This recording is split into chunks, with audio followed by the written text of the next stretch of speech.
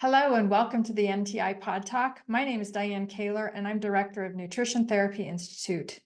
Join me as I talk to interesting people in the field of health and wellness, food and farming, and anywhere else we find conversations that matter to our community.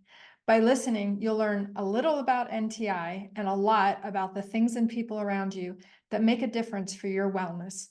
Welcome and let's get started. Hello there. Welcome back to another edition of the NTI Pod Talk. This is Dianne Kaler, Director of Nutrition Therapy Institute, and today I am really excited to talk to Sherry Hess. Sherry is a student here at NTI, soon to be graduate. She's kind of on the back end, getting ready to finish up her certification here. And Sherry Hess is founder of the Flavor Remedy. So we're going to learn about what that is. And I'm looking forward to this conversation. So Sherry, thank you so much for being here. Oh my goodness, thanks for having me. I'm excited. Yeah, It's always yeah, fun to talk about this stuff. yeah. Nice, good, good. Well, so as I mentioned, you're founder of the Flavor Remedy. Let's talk about what that is, what got you on this path, and then we'll kind of get into how you came to NTI. Yeah, gosh, the path seems so long and yet so connected. It's really fascinating. So, like most people at NTI, I started with a healing with food journey. Was really fortunate to get connected to a functional health person, and I had already been on a culinary journey. So I had just finished culinary school. I went to a local organic culinary school up in Boulder, Colorado, and was all excited about the food that I was going to cook for my family. I was already focused on local, organic, and knew about a lot around the food. Um, but I ultimately got diagnosed with an autoimmune condition that the doctor said that they couldn't do anything about. Ah, And so, of course, I leaned into food even more than I already had and got really lucky to find a functional team, which turned out to be Lauren Frierson, who is one of the instructors at NTI. that's right. Yep. Um, I credit her for and her team for really helping me. So that led me down a journey of I took a lot of supplements and taking these supplements, I'm looking at them and I'm going, well, why am I putting turmeric and ginger and all these delicious spices in a capsule, That's right? I'm like, right. why aren't we just tasting these things? So that led to initially I started off in doing spice blends. And so I created spice blends that were focused on the benefits as well as the culinary taste. And all along, I knew there was something more to it. It wasn't just about spice blends. It wasn't just about this thing. And so for a while, I thought I would be studying like Ayurvedic or, herbalism to really focus on, the importance of taste because they already do that, right? And Hmm. these traditional medicine healing modalities focus on taste a lot. Hmm. So ultimately, I kind of landed on this question of, well, why do we have taste buds anyway? And why is this such a challenge for us to eat healthy and to feel like healthy food tastes bad, junk food tastes good, right? And so it just kind of generated this whole a lot of questions and a lot of curiosity. And I've been a gardener my whole life, so I've always experienced that grocery store tomato versus the garden tomato. I know you garden too, and you're like, Yep. what are we doing to our food? And so Mhm. ultimately the flavor remedy was born, simply from that question of like, well, why is it that we're not really revering taste as something that's a lot more important than just does it taste good or does it taste bad? Yeah. Yeah. I love this topic and I'm so interested to have this conversation with you because I think one of the biggest, uh, I don't know if it's a pushback or what it is, but for some reason, and you said it, like for some reason, people think that when there's anything around a conversation about eating healthy, I'm trying to eat healthy, I want to eat healthy, whatever whatever that is, and whatever someone's impression of healthy is, um, the first thing they always think of is, it's bad, it tastes bad. It's either like tastes like cardboard, which I don't know where that comes from, but or they recognize perhaps that eating healthy, quote unquote, eating healthy, oftentimes means the inclusion of more vegetables in the diet, which I would agree with. I think that having more vegetables in the diet is a health promoting, inclusion in the diet. And a lot of people don't like the taste of vegetables. And once again, I'm like, I don't understand where that comes from. I guess part of it is because vegetables aren't inherently really high sweet tasting. So maybe, I would imagine that's part of it. And I'm interested in getting your take on that. But um, this concept that eating healthy means your food is gonna taste bad is just crazy and ridiculous. I mean, it's like it's just literally crazy to me that people think that eating healthy means food tastes bad. It really is. And it's kind of a perfect storm, honestly, right? And I know we talk about this in class too, like the quality of food has changed, right? The way we're growing and raising our food. And honestly, that's the deep passion behind what I'm doing. Like Mm. I, of course, want to be able to help people become healthier and eat healthier and understand how flavor correlates to nutrition and why that matters. But the bigger picture here is if we change how we value our tasting experience, we can be supporting these agricultural practices. People are really doing a lot of research out there to change how we're growing and raising our food. And farmers are out there kind of screaming at the top of their lungs, it tastes better. I'm like, all right, but what does that mean? How do we make Yeah, that really valuable, right? And yeah. so it's a combination of how we've been growing and raising our food, right? We've been growing and raising our food to be less nutrient dense, right? Less antioxidants, polyphenols, all these things. The soil is depleted, the food is flavorless, and that directly correlates to us trying to feed our kids vegetables and they don't taste like anything or they don't have an appeal. So that's Mhm. part of it. And then of course, Yeah. the correlation to that is as we're getting less flavorful food, all of a sudden food science has figured out how to recreate those flavors, right? Right. How to recreate the palatability. Artificially, yeah. Yeah, through flavorings, and a lot of it is honestly aroma. Like things that are called natural flavors aren't even Mhm. affecting our taste. They're like a recreation of these compounds that are affecting smell that gives us the illusion, right? Like Mhm. I did a presentation for NANP actually, and I showed them a label, and I'm sure you've seen this too, like a strawberry yogurt that has not a single strawberry in it. It's just Right. flavoring, right? And Right. it's like, Right.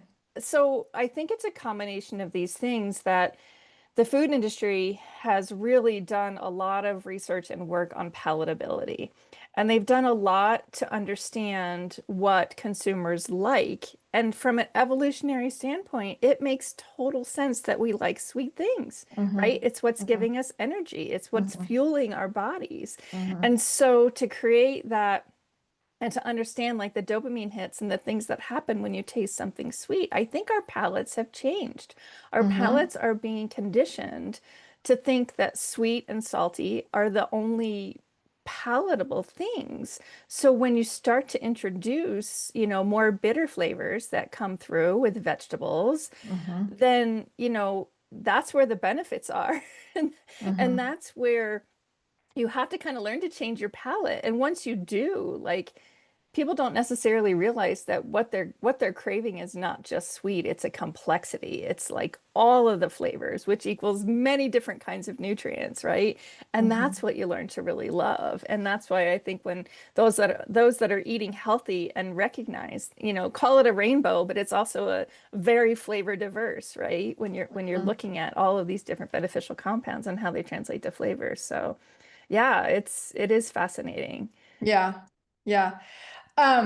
Well, I want to get into this more and talk more about this, but before we get into this, as I mentioned, you are a student here at NTI. I'd love to understand, like, so you have this passion for wanting to understand.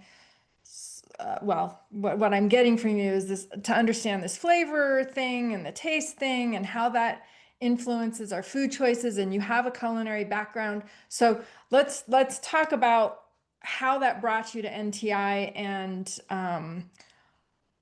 then we're going to come to, this combination of flavor actually having something to do with nutrition. Yeah. And I'm assuming that that's part of what led you to want to come to NTI. But talk about that, and then we'll get more into the flavors. Yeah, definitely. First of all, I just want to say I've loved my journey so far. It's when I first decided to come to NTI or to even just look at nutrition schools in general, in my mind, I was thinking of it as like this checkbox. I had like a little bit of a jaded like concept around what I was going to be taught because of the fact that doctors didn't help me, right? So I didn't really Right. know if I was going to be led down a path that I was going to trust and feel like I could believe in. And so that's why it took me so long. Like I've been on this health journey for 13 years now, right? Mhm. And it took me a long time to decide to get the credentials. So, a couple things why I chose NTI. First of all, you fit the category, like watching the videos and seeing the holistic approaches, watching the testimonials, and then I had personal people, right? So I had actually been on Nikki Burnett's podcast. She also is a student, a former student, right? Mhm. And so I was on her podcast and I really respected her views and her knowledge and her wisdom. And so I reached out to her and I asked her, what her recommendations were. So she Great. recommended you. I looked into it more. And, I think the final selling point that I'm still so appreciative of is the flexibility in taking the classes, being Mhm. able to do it online, self-paced, choose the classes that work. There's been a couple times that like if it was an assignment versus a weekly, the weekly quizzes, I knew I was going to travel. And so I've been able to work around my travel schedule. Also caring for aging, ailing parents. And so I've just Mhm. been so grateful for the flexibility. And it's brought me more wisdom than I could have imagined. It's really empowering my work, which is the most exciting part for me too. Oh, I So love yeah, that. I do Thank you. love it. Yes. Well, empowering our students and our grads is one of our core values. So I'm, unprompted, you brought that up. And then the flexibility is another one of our core values. So right there, you're, a walking ad for us. So thank you.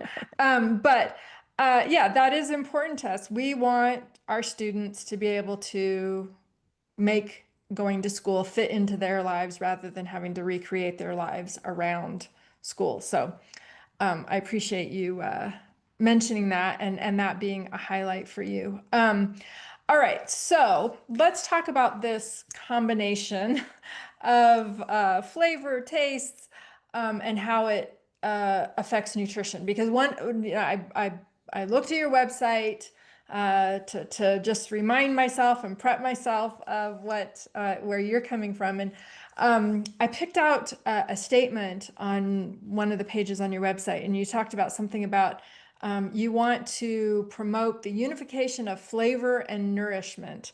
Mhm. And I love that concept. And then also, you talk about taste as having a biomechanical function. So let's talk about like what is taste? How do we identify taste? Like what's the biochemistry and the biomechanical process of taste and how we perceive flavor? Yeah, it's so fascinating. I think in general people just think that taste is something that's just there to tell you if you like it or you don't like it, right? And that's a big part of like my passion and really kind of bringing awareness to this because, our different taste receptors actually create different responses in our bodies. And it's been so fascinating through class and through learning and really understanding more about, the biomechanistic, effects in our body to study things like, the sweet taste receptors create this insulin response, right? And Mhm. it makes total sense. We know from our class that we're studying insulin and what insulin does, and it helps to, store the glucose for energy and all the stuff that we understand. And I always like look at that stuff and like, okay, how does that go back to taste receptors? And so when the taste receptors are generating this insulin, and we can look back now on like a lot of these non-nutritive sweeteners, and we keep chasing this perfect sweetener, right? Like we're going to Right, find the perfect sweetener that does all the things and doesn't do the things we need it to do. And it's like, right, right, are you looking at taste? Because right. this is actually, we can look back now on some of these artificial sweeteners that are creating more insulin resistance because there's nothing there for it to attach to, right? And so the two that I tend to focus on the most because they're the most prominent in the palatability conversation and also what I feel like can help balance it are the sweet taste receptors generating this insulin response and more, and then the bitter taste receptors. So bitter is the flavor. We just talked about it, right, with vegetables and how people don't like vegetables but the truth is that there's so many benefits. We want our clients to have antioxidants and terpenes and polyphenols and all these things that we know are really good flavonoids, right? Well, the science says that all of those things are bitter, Right. right? Right. So like these are the benefits we're trying to get people to eat, but we're not talking about how do we make bitter flavors more palatable or how do we create this focus. And when I'm following these agricultural communities, and there's a lot of labs out there that are doing nutrient density testing, right? They're wanting to prove that these agricultural practices are creating different levels of nutrient density. And Yeah. there's no real like definition, right, of nutrient density. So it's kind Right. of like just this a scale, right? Of, well, Mhm. what's the difference in polyphenols in this? And they can break it down into different terpenes. The science is amazing behind what they're doing. But it's like they're measuring these components and talking about how great they are. But I'm like, you guys, we have to talk about what this means flavor wise. And sometimes when I say, well, those things are bitter, they're like, oh, how can I talk about how it tastes better if it's bitter, right? Like, Right. I'm Uh-huh. like, but what happens is the other flavors are also improving, right? So Hmm. I'm getting a little off topic of your question, but the bitter taste receptors are also really important because they're going to generate bioproduction. They're going to support your immune system. They're going to actually generate the satiety hormones. Every time I hear somebody talk about, you know, the latest and greatest trends in Yep. GLP-1, it's like Yep. that is the one thing that we know the bitter taste receptors can help support satiety. Hmm. And it's fascinating. Hmm. Right? We're always looking Hmm. for the quick fix. Hmm. And um, so, I those are the two that I highlight the most when I'm talking about, what the taste receptors can do because it's just a missing part of the conversation when we're talking about, we want to talk about our nervous system and our digestive system and all these different systems. I'm like, what about the taste system? How Hmm. is it having an effect? Hmm. So, Yeah. Um, one of my, I don't know, I have a lot of favorite books, but I really appreciate the work of, and I'm sure you probably are aware of him, Fred Provenza. oh, he's a And friend of mine. oh, really? Oh, that's Yes. awesome. That's awesome that If you you know him look at the personally. testimonial on my website, he's the second testimonial on my Oh, website. really? I Yeah. didn't even didn't even notice that. Look, my nourishment book is right here. Yes, yes, that book. And so what uh what I, just a major takeaway that I took from his book is that animals who are wild living animals, where they aren't being delivered food to them at all times, they seek out particular foods um, for particular purposes, and they notice the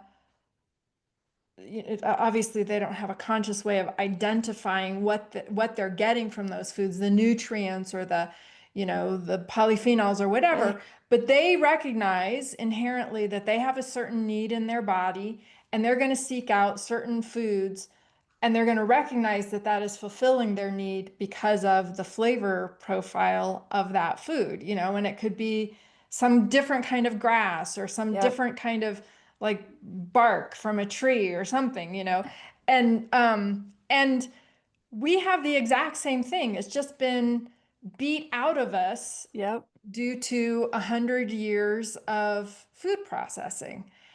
And I find it encouraging and inspiring that we can get that back. The more we get back to, a whole foods diet where we're not eating a lot of processed foods. And I want to talk about that. But let's just, for our audience who this is a whole different subject, um, can you talk really generally about like what are the tastes? You know, that you know, you've already talked about bitter and sweet. There are a couple of others, and then um, if you can, like off the top of your head, talk about like what is our body seeking through the ability to recognize certain tastes. Yeah. If you have any kind of general concepts about that. Yeah, yeah, of course. Yeah, so the five tastes that we experience, and this would be what our taste receptors receive, are actually tasting. Sometimes people will, like when I say this, they're like, but I taste so many more things. I'm like, well, you do, but that's only because aroma plays a part, right? There So you go. Yeah. And the it's the five, combination right, also of the, right, yeah, yeah. right. So the five tastes are salty, sweet, sour, bitter, and umami. And you could argue fat. I Yes. keep like playing with that because I think it's a thing, but we can't, we don't have Right. that officially defined yet. Right. Um, so, from a nutrition standpoint, the way I just really basically talk about these things and try to bring this awareness also to like other, health practitioners is salty, pretty straightforward, right? Like you're looking at sodium content, but it's also like in the presence in nature. And I also usually distinguish these things between nature and manufactured, so you can kind of see the difference in what Yes. what the effects can be, right? So in nature, you can get sodium, salty things like celery and lots of, you can pick up on salty nuances in almost everything, really, even fruits and vegetables. So, and obviously salt, electrolytes supporting hydration, lots of things in Hmm. our body rely on salt. Hmm. Sweet, we talked about that a little bit already, right? The sugars that we need, the energy that's provided. Sour is acids, right? So anything that's acidic. So in nature, you can get that again. Obviously, lemons and grapefruits and citrus are a big source of sour, but you can pick up on sour even in some spices and Yes. mangoes and fruits and apples. And so, acids, whether it's malic acid or citric acid, like they're present in nature and help to support those pathways in our body as well. I point a lot of times I'll point to sour things in nature as being supportive of our digestive system, right? Because Hmm. our digestive system is acid, right? Like we need that hydrochloric acid to digest food, and Hmm. some of the beneficial things, like all the probiotic foods, are created from fermentations, right? And so there's a correlation there to the acids as well. Bitter is technically it's alkaline, so it's like that balance. This is one of the fascinating things when I learned, in the digestive detox when they talk about the food that moves from the acidic state in your stomach, into duodenum, and all of a sudden you need it to be alkaline. I'm like, Alkaline. this Yeah. is like a play on flavors, right? Right. Right. So bitters are alkaline, and bitters are where, again, we talked about, the polyphenols and all these beneficial compounds that we know are good for us. They really show up as bitter compounds, and they do a lot of benefits in our body. We have more bitter taste receptors in our body than anything else, and it's throughout our body. Yeah. And It's that is so fascinating. interesting. Yeah. Yeah. And then, okay, so salty, sweet, sour, bitter. Oh, umami. Umami is Yeah. the last one. And Right. that's the presence of protein. So that's a detection of glutamate. And, when we taste that flavor, it's in nature, it's not just glutamate that shows up as the amino acid, right? It's a combination of protein. It's an indication of protein. Now, on the manufacturer side of all those things, none of those things have that same correlation. First of all, they're isolated, right? So when they're isolated and they're extracted to be like a very specific flavor without the combination, you're not getting the benefit of like sweet with bitter. You're getting straight up sweet. You're also working with flavors like MSG, whether you Yeah. call it monosodium glutamate, MSG, natural flavoring, yeast extract. There's so many names for MSG now. You're creating that umami flavor, right? In chips and snacks, and it's in so many things. But the flavor doesn't correlate to protein. It's Right. just this flavor, right? And Yeah. that's the biggest disconnect in the manufactured flavors versus nature. You don't have the combination of flavors, you don't have the complexity of flavors, and you don't have the nutrition tied to it. Whereas in ultra processed food, you can have flavor on top of flavor on top of flavor, and there's no requirement for um, any kind of a correlation to nutrition. Yeah. And I went to a food conference last year, and there was a whole industry presented on flavorings, and they didn't even mention the word nutrition once. It was all about flavors and feelings and memories, and there's a lot of appeal in eating with those things, and it's just fascinating, you know. Hmm. Hmm. Yeah. have always been, I always seek out sour flavor. Like Do you? that's my favorite thing. And you know, like I uh I like fermented foods Mm. because of the sour flavor. And I'm always looking for spices that have a sour flavor. And I'm trying to think of the one that I just recently sort of discovered. And I Is it was, sumac? yes, sumac. Oh my gosh. I It's love so good. sumac. And I've been putting it on everything because it just has that Yeah. tart Yeah. sourness. So yeah, that's really Another good one interesting. is amchur, which is a green mango powder. Um, Yes. Yes, yeah. used in Indian food. Yep. Yep. Yeah. It's Yeah. another good one. Yeah. Yeah. So uh you know, and so next subject is those processed foods, and you know, the new term now is hyperpalatability. And so we have these food manufacturers that are, as you say, creating all of these artificial flavors to stimulate a sensation of taste, but then you're not getting the actual nutrient that our brain it has evolved to associate with that taste. Um, and so, you know, these hyperpalatable foods, people are now being trained to overeat these hyperpalatable foods because they like the taste, but they're still not getting the nutrition. And so we have this world of, you know, I don't know, society of people who are overfed and undernourished, and this just continues. They're overfed because they like the taste of the food, but they're not actually getting the nourishment. So talk about, you know, your sense of that and how that works into your work that you do with the flavor remedy.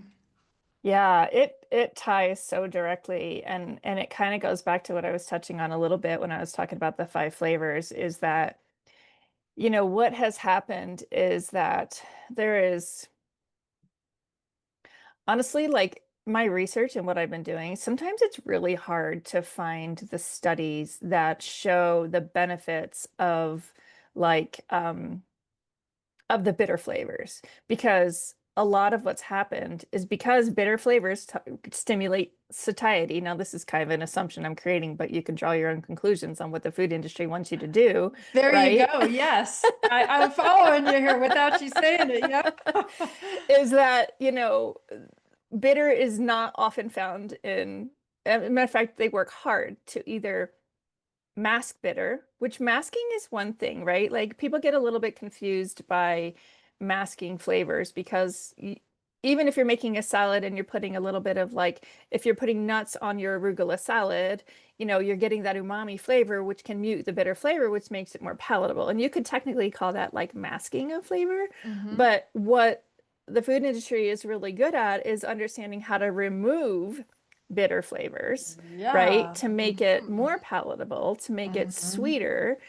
Um, and then you're generating more of that sweet taste response, but you're not actually giving your body anything that's beneficial or combined with other nutrition. Hmm. And Hmm. so it's this constant feedback of it tastes good, it tastes good, it tastes good, right? And Hmm. so what's interesting about this too, Diane, is that even the health industry falls prey to the palatability chase in like the food products that we're creating, right? And this is part of where I'm like, we got to really watch what our roles are in really pushing sweet things, even if they're not caloric or even if they're not, um, what's the word I'm looking for? They'll have a high glycemic index, right? Hmm. Like Hmm. these things are all I just keep asking myself, like, what are we doing to our taste buds when we keep pushing everything as being sweet? Everything's a chocolate shake. I call it the chocolate steak syndrome because we're getting like the protein levels of steak, but we're making it taste like chocolate, right? And so these Hmm. are the things that can happen across the board in manufactured foods. Um, And the difference, of course, being that in the wellness industry, you're using these flavors to typically mask what would be like an example I use is ancient nutrition. They have this really beautiful greens, right? These powdered greens, and they're really good and they're really beneficial. And of course, they're going to put a sweetener in there because no one's going to eat it if you don't put a sweetener in it because it's so bitter. So Hmm. that's like a place where that layering of flavor is creating that palatability for a good reason, as opposed to the palatability chase for palatability alone to get somebody to keep eating something that doesn't have that Hmm. nutrition. And so this is the balance in the game that we really have to kind of watch for is where is flavor creating this, an ultra processed food. It's all about flavor and nothing about nutrients. And versus, the balance in the wellness industry, like how do we just be very mindful and aware of what the flavorings are doing in our bodies and how are we educating our clients too on like what Hmm. is the balance between a flavor that's, really providing a benefit versus flavors that are, you know, just masking the fact that there's nothing there. Hmm. And what's interesting too is that in the food industry, and this is kind of pushed by the wellness industry, is that everybody wants this sweetener. They want this sweetener that doesn't have this bitter aftertaste and that has all Yep. the benefits, right? And because there's so much bitterness in things like these beneficial greens and in these things that we know are good for us, what's starting to be generated is technology to block our taste buds. Oh, Yeah. that doesn't sound good. No, when you just heard me talk about all the benefits of bitter and all the bitter taste receptors in our bodies, right? Um, and I don't know, I haven't fully explored like how likely it is to show up as a food ingredient, but it's definitely being promoted to wellness food industries as a Mm. way to um, generate this effect. And it's supposed to be temporary and I could see it as a benefit for like pharmaceuticals because they promote it this way too. Like if kids don't want to take their medicine and they have to take some kind of a liquid medicine, maybe that's a benefit. But when it comes to food, that kind of technology, it it concerns me. Hmm. Hmm. But it's rising and it's rising from the functional food space because we keep wanting everything to be sweet and not bitter. Yeah, well, I think that people need to be aware that just because something is made, when we're talking about processed foods, uh, just because something is made by a company that promotes how, wellness and functional and health food and all that kind of stuff, and it's sold in a health food store, doesn't mean that you can, eat it with wild abandon and get a free pass. And because it's still processed Right. and they're Yes. still manufacturing it to have, that palatability that, Right. I would argue hyper palatability in some ways, Um, I just had a recent experience where we went to a restaurant with some friends, and it's a pretty good restaurant. Like, they put intention into making sure that they're sourcing foods well and, all that kind of stuff. And I got something that had lots of vegetables, and they had a little thing of salad dressing on the side. And I did something that I wouldn't normally do, and that is that I started putting the salad dressing on before I tasted it. And then I took a bite, and it was super sweet. Like they had put so much sugar in this salad Wow. dressing, and it was so off-putting to me. And so here I am trying to pull off the Scrape it off the leaves. the leaves that had the pools of the salad dressing sitting on it. I'm trying to pull them off and like eat from the underside because for me, it was so off-putting, but I'm like, why go to all the effort of talking about how great, and healthy food and all that kind of stuff, and then make this salad dressing? And I think people are trained to think that salad dressing is supposed to be sweet. I don't know why that is. It's part of, I think, what they recognize as being the balance to bitter. So the two things Right. that balance bitter are sweet and umami. Like those two things are really powerful in taking away that sharp bitterness. But Hmm. you're still going down that road of making everything sweet, and you're never going to crave the right foods if you just keep Hmm. making everything sweet, right? Hmm. Yeah. That's too bad. Well, and that brings us kind of to the next topic, which is how do we retrain our palates, and how do we get back our natural sense of identifying flavor for the nutritional value, and for the kind of evolutionary driven purpose of why we have taste receptors. And like my thing is just like, stop eating the stuff, and your palate will eventually recalibrate. But I don't know if you have any tips and tricks, because it never dawned on me that there is an intention to using sweet things to cover up the bitterness. I mean, that makes sense, but I didn't really think about there's someone having a conscious intention to do that, to kind of trick you. So, you could put fruit in a salad to give it a little bit of a sweet taste, Totally. some blueberries or something. But Totally. so talk about your, the way you talk to people about how they can start to retrain their taste receptors and their palate. Yeah.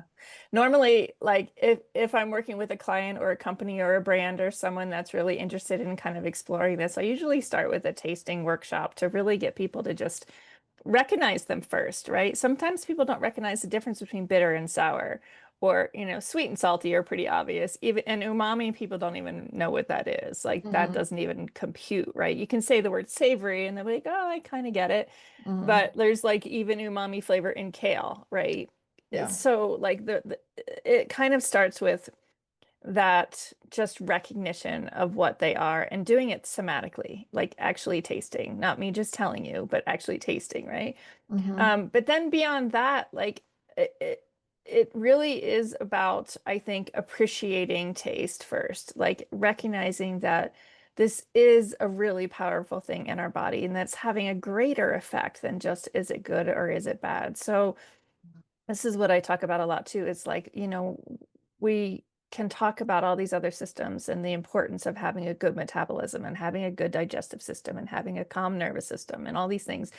And taste actually affects all those things. Like taste actually puts us in, the nervous system that rests and digests, right? Hmm. So Hmm. it's that's part of it, is really first establishing that this is a thing, this is an important thing, and these are the flavors that you're looking for. And as I go through those flavors and what they're looking for, I talk about the benefits of each one and why they're evolutionarily important, and the opposite of, the palatability and the ultra processed side. But the way we can get them to shift, and it is possible, there's studies out there to show that our preferences change, right? And anyone who has eliminated sugar, whether they've suffered through it or not, they likely recognize that when they start tasting something sweet again, that it is excessively sweet, right?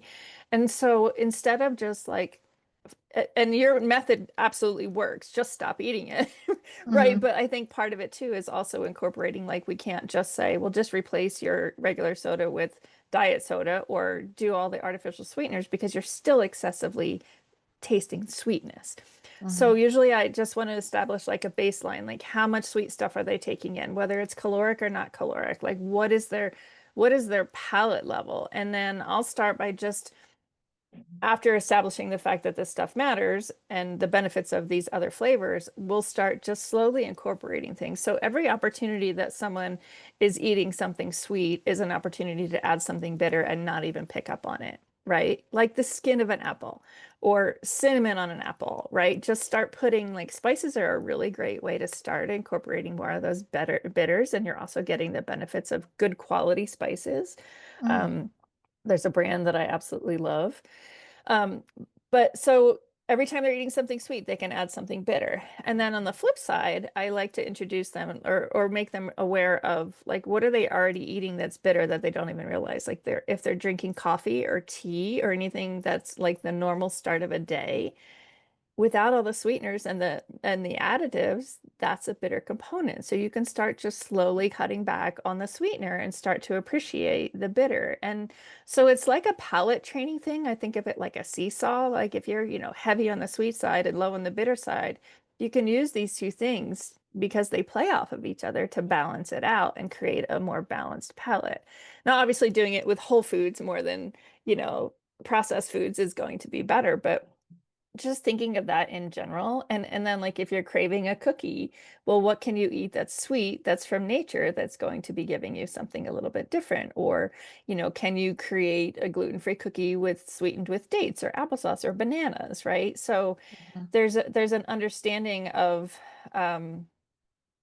these benefits of sweeteners that are coming from nature and how they're much more complex in flavor and nutrition, and therefore, generate a much different response in our bodies. And so that's kind of how I play that game on palatability is let's look at what you're eating that's sweet. Let's start to add bitter. Let's look at what you're eating that's bitter. Let's start to reduce the sweet and kind of balance it back and forth. And that's where a lot of my culinary training honestly comes in. When I mm, was in mhm, culinary school, like that was my whole focus. Like, how do you make stuff taste better without adding sugar to it, right? mhm, mhm. Yeah, that's really interesting. And something that when you talk about digestion and improving digestion, and earlier on we talked about how the bitter taste actually helps promote the digestive process. It promotes the release of digestive quote unquote juices and bile and all that kind of stuff. Um, and traditionally, uh, you know, um, the first course of a meal would have been a salad made with bitter Totally. greens, Totally. and they wouldn't have dumped a bunch of sugar on it. They Right. might have put a little bit of vinegar and salt or something, but there was intention there because eating that salad of bitter greens is what got their Totally. digestion going before they start eating their main meal. And that's kind of why the salad always comes first, when you go to a Totally. restaurant. Yeah. Totally. And it's so fascinating because you can look at that through aperitifs too. Like, anybody who's Yes. in Europe, they have, these bitter drinks before it's same thing, right? It's Hmm. stimulating those digestive juices. I had an interesting conversation with a gentleman that was giving like that sells a cholesterol it's supplement basically. And they're just plant sterols. And he's like, eat this before before you have your dinner, or take this before dinner. And I'm like, plant sterols before dinner. Why aren't we just eating salads? Right? Right. Like same thing, right? Like Right. you could look in the, I mean, you could get me talking about flavor all day, every day about anything. Talk about the weather, I can bring up flavor. But supplements are another thing, right? Like Yeah. supplements are another way. Like I have pictures of from that same food expo, GLP-1 all over the place. And it's all bitter Hmm. compounds. It's berberine, it's all these bitter compounds. That's right. And it's fascinating. It's Hmm. uh, you know, it's the medicine. It's the medicinal part of our food system. And we're just Yeah. kind of dismissing it as something that doesn't taste good. Like, Yeah. yeah, Yeah. Absolutely. Um, yeah, and this is and you mentioned it earlier that because our soils and the way that even, quote unquote, natural foods are grown and raised, they do have different flavor profiles that we may not recognize as different because this is what we have lived with right. for so long, and we don't know that foods used to have a much more intense and recognizable individual flavors, 50, 70, whatever, 100 years ago, because farming was so different. But um, this is another reason why, I'm a huge proponent of really investigating, asking questions, talking to the people who, know your farmer, know your food, right? Mm-hmm. Talking to the people, like actually putting intention into sourcing food from local producers or people that you can actually talk to if it's not local. Um, and because when we create a demand for their Totally. products, they will actually be able to have the the resources to actually implement the strategies that are necessary to provide us with the foods that are going to have the flavors and have the nutrient Yep. density and all that kind of stuff. And there's a critical need for that. There really Yes. is. And that's why I'm doing what I'm doing is ultimately I want consumers to have a completely different perspective on why taste matters and to seek out these flavor intense foods. I'm Hmm. part of a really, really amazing community called the Nutrient Density Alliance, and it's a collaboration of health practitioners and farmers and brands and labs that are doing the nutrient density testing. And it's really exciting to see. But the one thing that everyone is that any regenerative farmer that has made the change, and again, that word's not defined. So Hmm. we have to, like everything else, really Hmm. do your homework, like you said, Hmm. to know how Hmm. what their practices are. But um, the biggest issue is demand and the way our food is sourced and the the way things are transported and distributed and all of that plays a role because we have such Hmm. huge systemic systems in the food system. But the one thing that they ask all is just they need the demand. They need people Hmm. to ask for this, and otherwise it Hmm. won't go anywhere. And because it's Right. expensive to shift, especially if you were industrial agriculture and you're trying to change and do better, it's a big system and it's hard to break free from, but there Hmm. are people doing it and we need to be supporting them for sure. Yeah. Well, and I think the demand is growing. I mean, when I got into this, this nutrition realm and understanding nutrition and understanding the importance of nutrient density and how foods are raised is what creates the nutrient density. Um, Finding the types of foods that I was learning were important, and this is 25 years ago. Um, Actually finding those foods was much more challenging than it is now. So I think that the awareness is growing, um, and the demand is growing, but I don't think it's big enough yet Yeah. because um, uh, now you have people, as you say, there's no official or regulated definition of these terms. And so now you have people who are co-opting the language to Right. imply that they're Right. creating foods that are meeting these goals. And so you still actually have to talk to the people who are Yeah. raising the food and the farmers and the, distributors and all that kind of stuff. And there's some stuff that we won't even really know as consumers. Like part of what's happened with the organic certification is the allowance of hydroponics, right? And Yes. so hydroponics, again, we love organic because it's less toxic, and hydroponics obviously fall into that less toxic capacity, but they're not part of the soil and health and living system of growing and raising food. And I ask a lot of questions and I get very few answers on how are they even sourcing the nutrients that they're growing. And Yep. a hydroponic tomato in the grocery store, I don't care how pretty and shiny and red it is, they have very little flavor. Zero flavor. Yep. Yeah, I bought some Roma tomatoes last week and I bought three of them. And I cut one up and I'm like, oh my God, this it was just awful. It is. It's Yeah. so sad Yeah. I don't even know how you find a tomato in a grocery store that has flavor. Yeah. It's it's impossible. And it's sad because that's why kids don't want to eat anything. Like, Right. it's why we can't, Right. and why not even just kids, honestly, it's all of us. We can't crave the foods that we need if we're not getting the foods that we need to know what to crave. And for kids, they're not developing that The initial palate. understanding of what that is. I mean, I was great. I was raised, my grandmother grew a garden. I knew what food tasted like out of the garden, and I would Yeah, eat out of the garden every day. Um, totally. and so I do know, I do have a built-in memory of what that was like. Um, but yeah, kids now, if they don't have that experience, they're not going to have that built-in memory. So it's going to be much more challenging. Are you familiar with a study that was done back in 1800s with Clara Davis at the orphanage? Yes. Yeah. It's Yeah. so fascinating. These kids that were given, 23 options of whole food eating, not told what to eat or how much to eat and how Right. healthy they were, right? Like Yeah. it's like that. I talk about that a lot because it's just to prove a point that it's possible for us, right? And I Yeah. actually quote you because in I remember which class it was, you were like, humans are the only people that need professionals to tell them what to eat. I'm like, there's Right. something wrong with that. I mean, I'm Right. glad it's Yes. job security, but Yeah, right.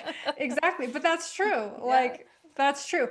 And yes, I love that study because I don't remember what her intentional, what the original premise was, but she was just like, if we let kids choose what they want, and don't give them any direction, don't give them, you can't have that, you can't have that. Obviously the choices need to be like, you right, can't give them a right, choice of what, right. open the doors to the candy store and pick whatever you want. And there was no Um, ultra processed food back then. right, exactly. But they ended up eating a pretty varied diet, and they ended up choosing things that I think ended up being surprising to those people. But yeah, um, yeah, that was a interesting, yeah.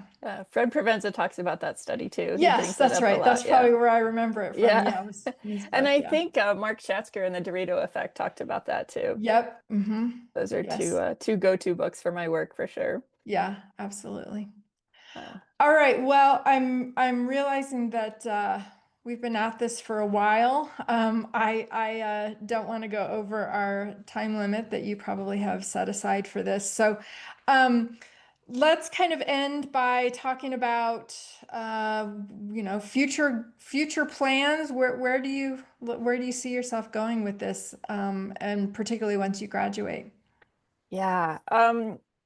I have always thought of the potential around really helping other practitioners recognize this power, right? To really help kind of link arms, um, and especially with the experienced practitioners, even healthcare practitioners, as far as like in the medical world, if they have dietitians or people that are working, with food, to really work towards bringing this, up to a much greater level. And it's a really great way to not only talk about the awareness of ultra processed food and what's happening to it and why we need to avoid it, but it's also a really great way to help us recognize, again, the quality of food through flavor as it connects to nutrition and how we grow and raise our food.